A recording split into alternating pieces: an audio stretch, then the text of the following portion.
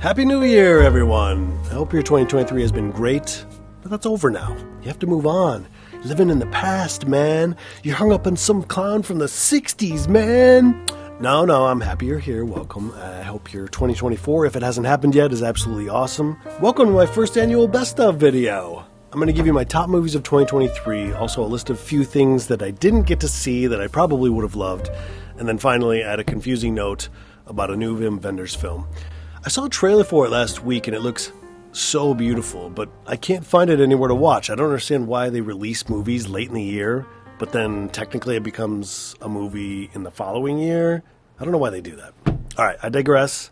Let's start this.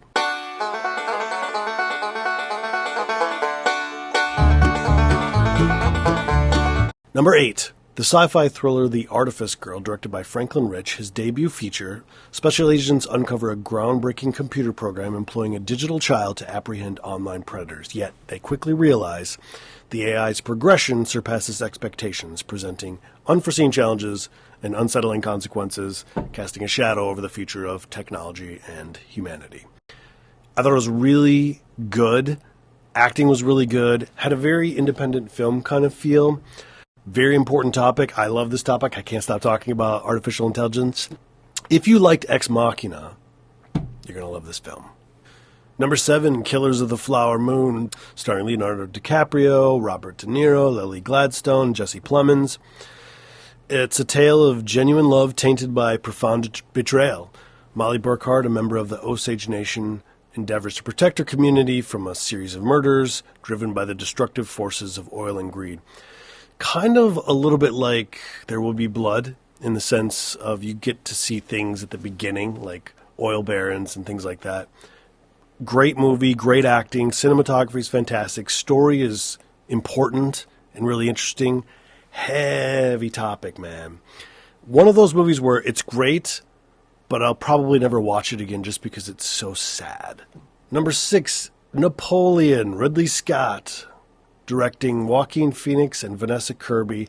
The film explores the rise of a military commander to emperor, delving into his origins and rapid ascent.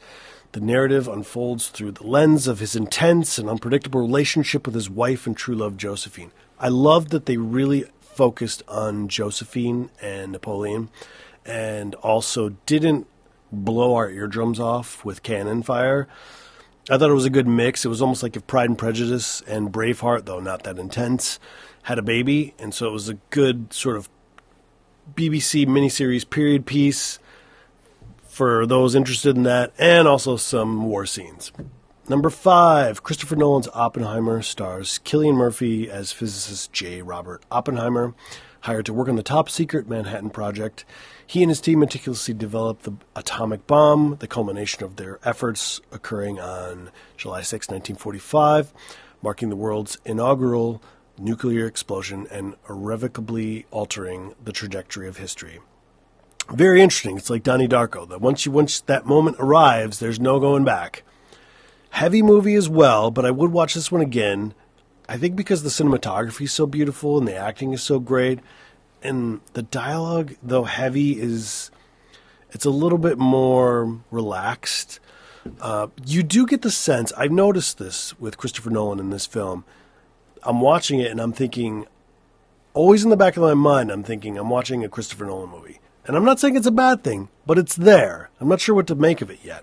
I did walk out of this film thinking this was my favorite Christopher Nolan film. I don't think that anymore. I don't think it touches Interstellar or Dark Knight. Not for me. But still, must watch. Number 4, in The Killer, director David Fincher delivers a layered thriller starring Michael Fassbender, who plays a paid assassin and deviates from his motto, stick to your plan, anticipate, don't improvise, leading to an unforeseen chain of events. This movie isn't one that I liked the first time I saw it. The second time, I loved it, and here's why.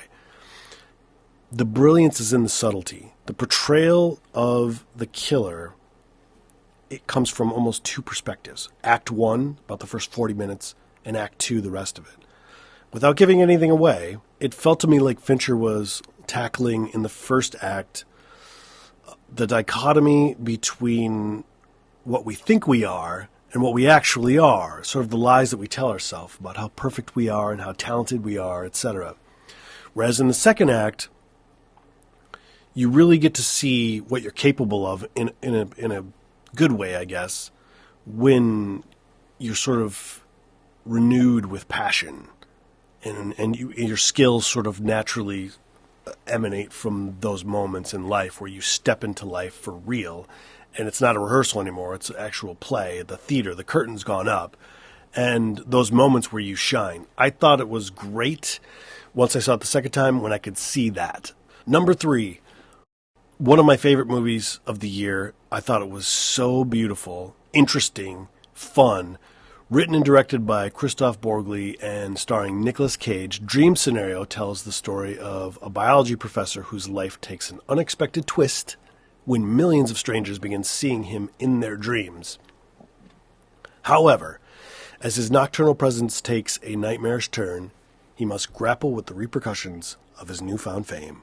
I didn't really know what to expect from this movie, and that's kind of a theme for the top 3 films of mine, and that's always the way it goes. I think the ones that are really good that I didn't expect anything from, those tend to impact me the most. Maybe that's standard, I don't know. But in Dream Scenario, the concept is so interesting. The story is really good. The acting is really good. It's funny. Nicolas Cage, I mean, come on. This guy's going places. Tim Meadows is great. I just thought it was such a good movie. It brought up a lot of interesting questions about social media, platforms, where we're going, how we're going to change with technology and medicine and the ability to do things. What they're working on behind closed doors, who knows? Maybe this is an actual thing. Remember how Star Trek had flip phones back in the 50s or 60s, and now it's not a thing anymore, but it was a thing. We've gone past it. So where is this going to fall in the human history, in real human history? I don't know, but it's a great watch. Nicolas Cage is spectacular. You got to see it. All right, final 2 movies, and I guess you could have flipped them either way, but both of them were surprises. Number 2, in The Holdovers, Paul Giamatti and director Alexander Payne, known for Sideways, team up for a Christmas tale set at a New England boarding school during a snowy, beautiful snowy 1970 holiday break. Giamatti plays Paul Hunnam, an unpopular adjunct professor of ancient history, alongside Divine Joy Randolph as Mary Lamb, the grieving head cook, and Dominic Sessa as Angus Tully, a troubled student with a good heart. Alone in the school, they experience adventures, mishaps, and ultimately find a sense of family. This movie was so beautiful. It's something that, in a happy, sad kind of way, made me feel so much better about life. Like, I just left there feeling so high about everything, like feeling everything was going to be okay. Watching these characters who have obvious struggles overcome them and become better and lift themselves up in the moment. It's a brilliant movie. I thought maybe it was going to be a little bit cheesy and hokey, a little bit Wes Anderson-y, but it's not at all. It's brilliant. And it makes you feel good. And what else do you want from a movie, really? All right. My best film of 2023, Godzilla Minus One.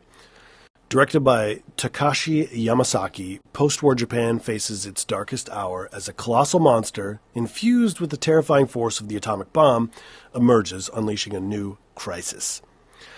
Godzilla Minus One captivates audiences with its gripping human narratives, adding depth, resonance, and making it truly compelling. Beyond the moments of, mass destruction.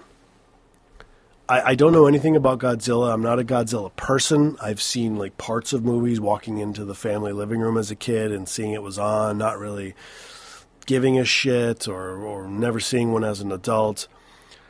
Everyone kept talking about how great this movie was, so I had to see it. Amazing. So beautiful. Like The Holdovers, gives me a real hope for humanity, the way people come together, strangers come together for a common cause, to do something great, to do something good, to do the right thing. The way that in the story, the people just sort of loved each other that they were with after this horrifying war and this monster that's coming into Tokyo. It's about loss and purpose and redemption and love and appreciation for life and the way he behaves with the people around him that are close to him. I don't want to give anything away. It's just beautiful sort of to watch that progression, and it's a beautiful movie. I don't know if I'm going to see the sequel. I think I got enough. There definitely was a hint of that at the end, but it's I'm a little surprised at this, but I think it's the most beautiful movie of the year. All right, movies I would have watched if I had had more time, and let's be real, more money. Saltburn, Poor Things, Iron Claw, Zone of Interest, Dumb Money, Art of Fiction, Anatomy of a Fall, Beau is Afraid, Poor Things, if I didn't say that already. Also, I don't know if this is out yet because I don't understand how this works, as I mentioned in the opening, but when I went to see Godzilla Minus One, I saw a trailer for Wim Wenders' new film, Perfect Days. Wim Wenders is one of my favorite guys. This guy knows how to make movies. I mean, come on. So here's the description. Main character, Hirayama, works as a toilet cleaner in Tokyo. He seems content with his simple life. He follows a structured everyday life and dedicates his free time to his passion for music and books. He also has a fondness for trees and photographs them. More of his past is gradually revealed through a series of unexpected encounters. That's just sort of the description that I found online because I can't watch it anywhere, so I haven't seen it yet. But it looks beautiful. It looks like it's about what life actually is, the passage of time. Are we appreciating the small things, having gratitude for the small days, enjoying every step, every breath, every sip of water. It just really hit me. I started to get emotional watching it. And I saw somebody write about it who actually had seen it, and they said that it was so beautiful, but it also started to make them feel uncomfortable because they started to see themselves on the screen, what was happening. I think that's a great way to put it, how I was feeling, but also it really just makes me more excited to see it because that's what you want. You want to connect to something, and in a way it kind of diffuses, for me at least, any sadness or depression or anxiety I have about my own life and it being small.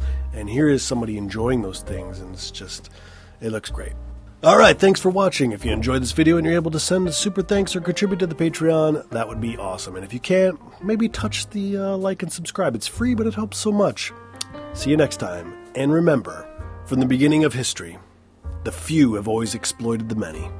This is the cornerstone of civilization, the blood and the mortar that binds all bricks. Whatever it takes, make sure you're one of the few, not one of the many.